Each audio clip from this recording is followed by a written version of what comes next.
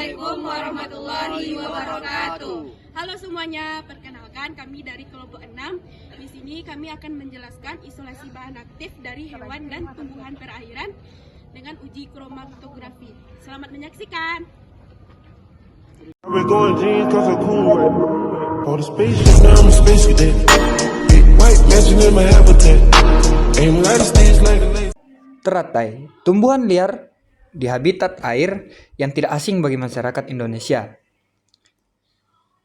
Teratai memiliki manfaat untuk menyembuhkan berbagai penyakit seperti darah tinggi atau hipertensi, keputihan atau leukorrhea, radang kulit bernanah atau impetigo, gangguan lambung, penyakit jantung, muntah darah, dan obat mimisan. Hal ini dapat terjadi karena kandungan senyawa kimia tumbuhan teratai ini, yaitu tanin, terpenoid, polifenol yang berperan dalam aktivitas antioksidan. Antioksidan adalah molekul atau senyawa yang cukup stabil untuk mendonorkan elektron atau hidrogennya kepada molekul atau senyawa radikal bebas dan menetralkannya, sehingga mengurangi kemampuannya untuk melakukan reaksi berantai radikal bebas. Antioksidan ini menunda atau menghambat kerusakan sel, terutama melalui sifat penangkal radikal bebasnya. Antioksidan ini aman, dapat berinteraksi dengan radikal bebas dan menghentikan reaksi berantai dan mencegah radikal bebas merusak molekul vital. Selama metabolisme normal dalam tubuh, beberapa antioksidan diproduksi seperti glutathione, ubiquinol, dan asam urat. Antioksidan lain ditemukan dalam bahan makanan. Meskipun ada beberapa sistem enzim dalam tubuh yang menangkap radikal bebas, namun mikronutrien utama antioksidan antara lain adalah vitamin E, vitamin C, dan B-karoten. Ada juga beberapa senyawa metabolik sekunder seperti senyawa fenolik, senyawa flavonoid, atau senyawa organik yang dapat kita peroleh dari tumbuh-tumbuhan. Tubuh tidak dapat memproduksi antioksidan alami, mikronutrien, dan senyawa metabolik sekunder ini, sehingga harus disediakan dalam makanan seperti rempah-rempah, buah-buahan, dan sayuran. Antioksidan dari tumbuhan merupakan kelompok besar senyawa bioaktif yang terdiri dari flavonoid, senyawa fenolik, senyawa yang mengandung belerang, tanin, alkaloid, diterpenfenolik, dan vitamin.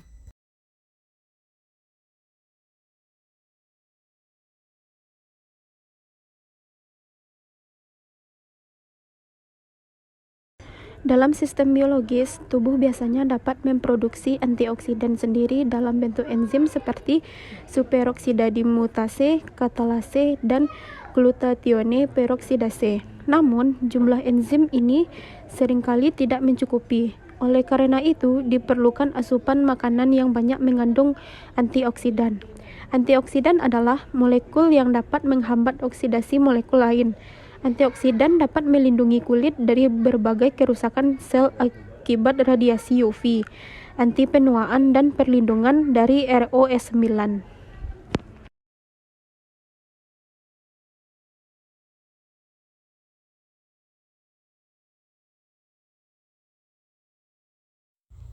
Radikal bebas adalah suatu molekul atom atau senyawa yang mempunyai satu atau lebih elektron tidak berpasangan pada kulit telurnya sehingga sangat reaktif.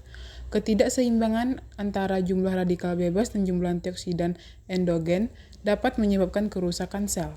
Spesies oksigen reaktif dapat menyebabkan kerusakan oksidatif yang menyebabkan penyakit kronis seperti kanker, penyakit neurodegeneratif, artritis, dan diabetes mellitus.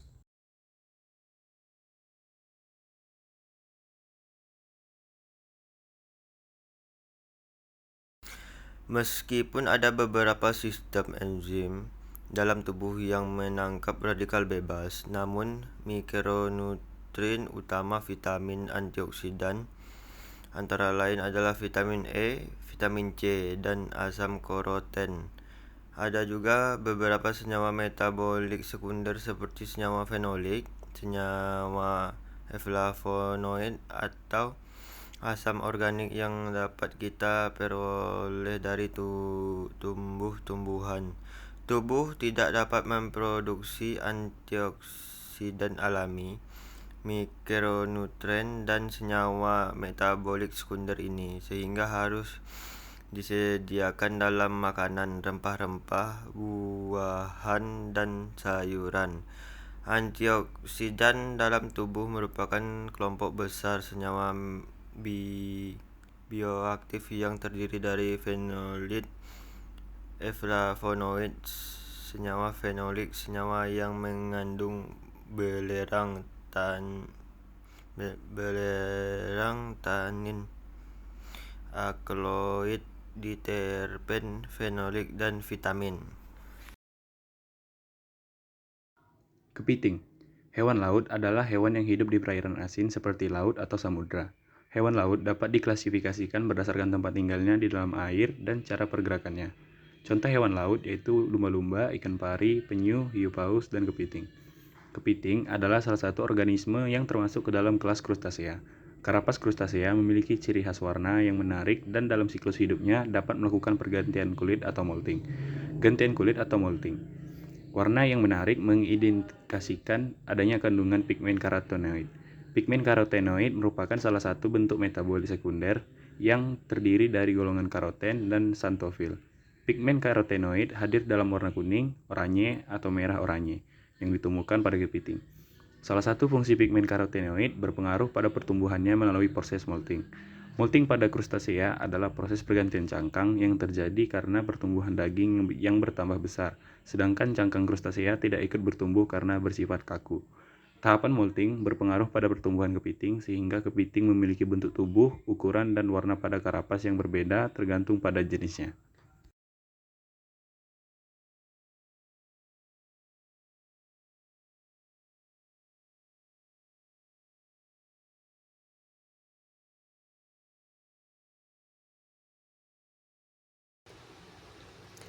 Kromatografi lapis tipis merupakan suatu cara pemisahan dengan absorpsi pada lapisan adsorben.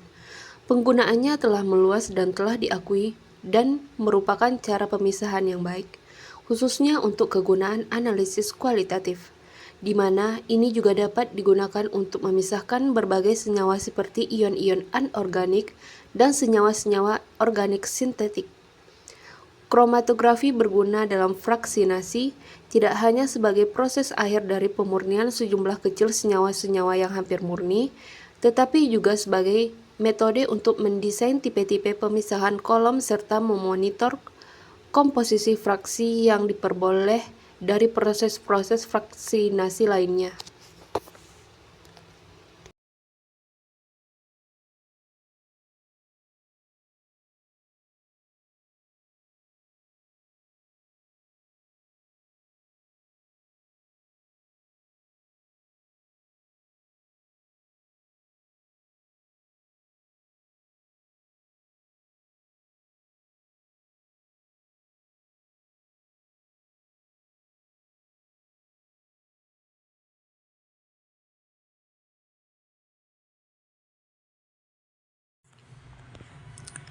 Pada semua prosedur kromatografi, kondisi optimum untuk suatu pemisahan merupakan hasil kecocokan antara fase diam dan fase gerak.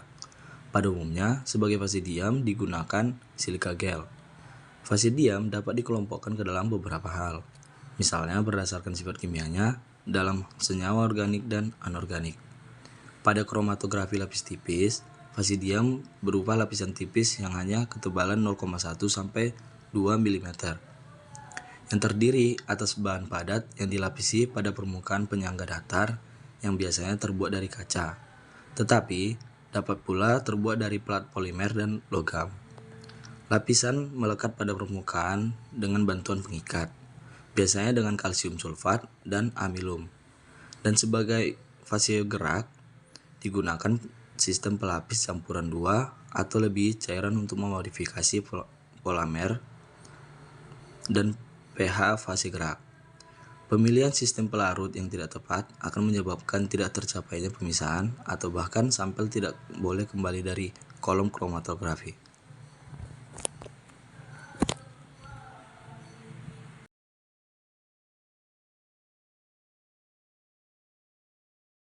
Baik, sekian video dari kami. Terima kasih sudah menyaksikan. Dadah.